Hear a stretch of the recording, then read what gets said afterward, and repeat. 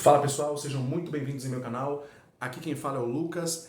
Eu sou um dos pastores da Igreja Batista em Jardim Nova República e a ideia de eu fazer esse canal aí, esse canal aqui, né, na verdade, é da gente trocar um pouco de ideia a respeito de temas bíblicos, né? Eu fiz uma enquete no meu Instagram falando a respeito se eu deveria ou não voltar com o meu canal e a grande maioria votou que sim. Não sei o que vocês têm na cabeça, mas eu me convenci. E eu coloquei ali também um pouco a respeito dos temas que poderiam ser colocados, né? Então eu coloquei sobre paternidade, coloquei sobre filmes, coloquei sobre Bíblia, coloquei sobre várias outras coisas ali, um mix de tudo, né? E o que venceu foi o mix de tudo. Então eu tô pensando em fazer cada dia um vídeo sobre alguma coisa. Então já gravei o vídeo falando sobre um filme, vai sair amanhã.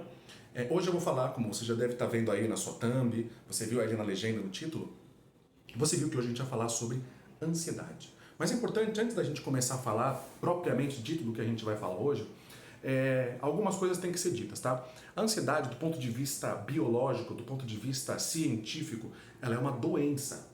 Ou seja, existem pessoas que desenvolvem quadros de ansiedade tão grandes que elas chegam até a perder a respiração. Vocês já viram uma pessoa com crise de ansiedade? Eu sei que vocês já viram. Né? Pessoas que às vezes não conseguem nem sair de casa, não conseguem sair viver a vida de maneira normal. Nós não abordaremos esse tipo de ansiedade aqui. A ansiedade que a gente vai falar aqui, que na verdade a palavra ansiedade nem está nesse texto especificamente, né? Eu coloquei mais para chamar sua atenção para ver aqui, foi um grande clickbait, mas se você caiu aqui, a gente vai falar sobre as preocupações na vida, na verdade.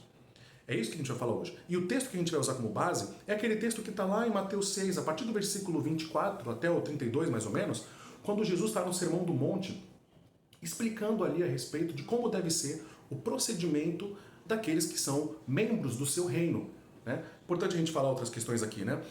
O evangelho, os evangelhos, né, se você não sabe, os evangelhos, eles são formas de contar a vida de Cristo. É um estilo literário específico nesse tipo de narrativa, contando a história de Jesus Cristo através daquilo que ele fez, através de milagres, como é o caso do Evangelho de João, através de grandes debates, através de narrativas. Mas os evangelhos, eles não são uma tentativa de biografia de Jesus Cristo, porque não é essa a ênfase dos evangelhos. A ênfase dos evangelhos é apresentar Jesus Cristo dentro daquilo que ele fez enquanto Deus homem, né? Na sua natureza humana e a sua natureza divina. Os evangelhos têm esse propósito de mostrar quem Jesus é, do ponto de vista daquilo que a gente precisa saber. E na verdade nem tão a gente, porque os evangelhos, eles foram escritos para pessoas que viveram há muito tempo atrás. Cada evangelho, né, se você nunca leu os evangelhos, você deve se perguntar, poxa, por que tem 4 evangelhos contando praticamente a mesma história? Aparentemente, olhando de fora, é a mesma história. Claro, é a vida e ministério de Jesus Cristo. Mas alguns evangelhos têm características diferentes do outro. Né? Um está mais preocupado em contar os milagres, como eu já disse, que é o caso do Evangelho de João. Outro está mais preocupado em falar para um público mais gentil, que é o caso de Lucas. Né? Outro está mais preocupado em contar uma narrativa mais direta, mais prática, ali, que é o caso do Evangelho de Marcos. E Mateus, onde se encontra a passagem que a gente vai falar aqui agora, é um evangelho mais voltado para falar ali com o povo judeu. Tanto que o evangelho de Mateus começa com uma linhagem que vai desde ali de Adão até chegar em Jesus Cristo, passando por grandes personagens da história do povo judeu. Abraão, Davi, né? Grandes personagens ali que passaram pela Israel nos tempos antigos, mostrando que Jesus não é um mestre perdido aí no meio do nada, que surgiu no momento aleatório na época do mundo. Na verdade, ele vem de uma linhagem de reis, porque ele é o rei que foi prometido. Um rei que veio inaugurar um reino. E agora no capítulo 6 de Mateus, Jesus apresenta quais são os requisitos, ou o que é esperado de uma pessoa que faz parte desse grande reino de Deus. E nessa passagem específica de Mateus 6, Jesus ele fala para nós não deixar as preocupações da vida tomarem um rumo da nossa vida. Jesus dá exemplos, por exemplo, a respeito de não se preocupar, para a gente não se preocupar com a comida, nem com as coisas que a gente vai se vestir. E Jesus usa exemplos maravilhosos a respeito disso. Ele fala a respeito das aves.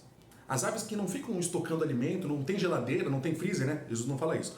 Ele fala que as aves não ficam estocando comida, elas não ficam guardando comida. E mesmo assim, todos os dias elas se alimentam.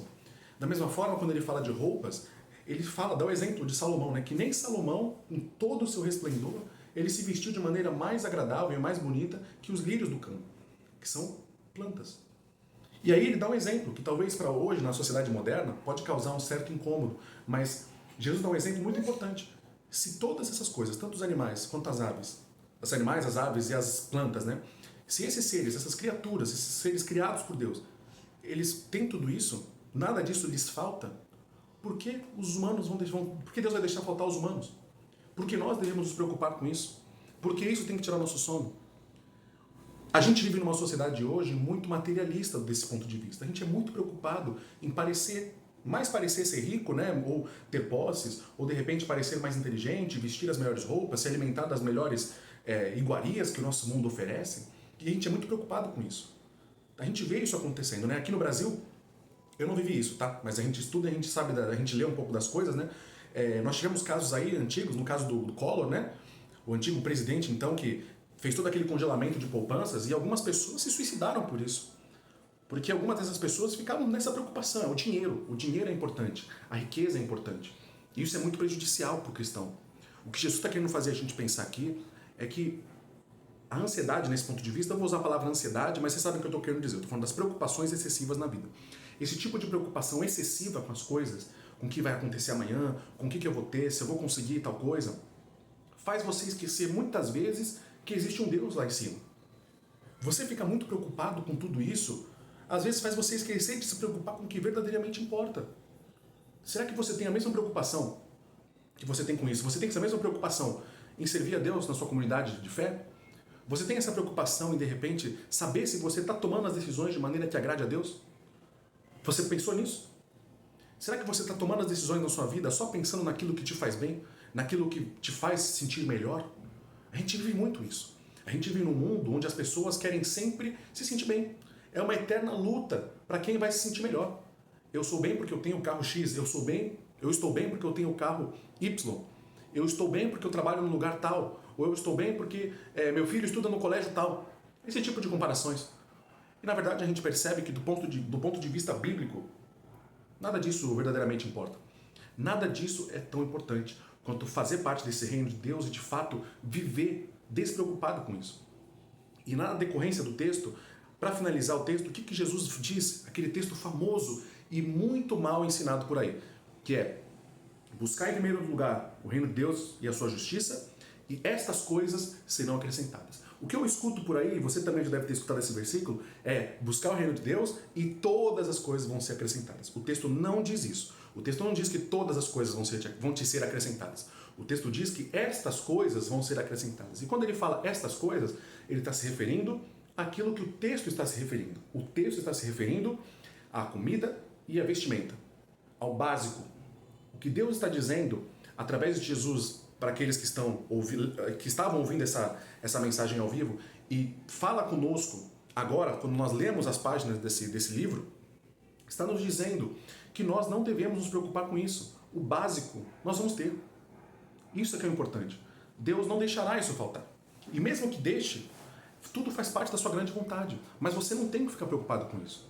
Você deve viver uma vida de total dependência de Deus. Lembrando sempre que no momento em que você se preocupa mais com essas coisas do que com as coisas de Deus, você está dizendo para si mesmo, você está vivendo de uma forma como se você estivesse dizendo para Deus: Deus, o Senhor não presta para mim. O Senhor não serve para mim. Eu sei o que eu tenho que me preocupar, eu tenho minhas preocupações. Não sei, não quero saber do Senhor. Indiretamente, é isso que a gente está dizendo. Quando abandonamos essa preocupação de fato com o reino de Deus, pela busca da verdadeira justiça que é o reino de Deus, que é isso que o texto enfatiza. Buscar o reino de Deus e a sua justiça. E como a gente faz isso?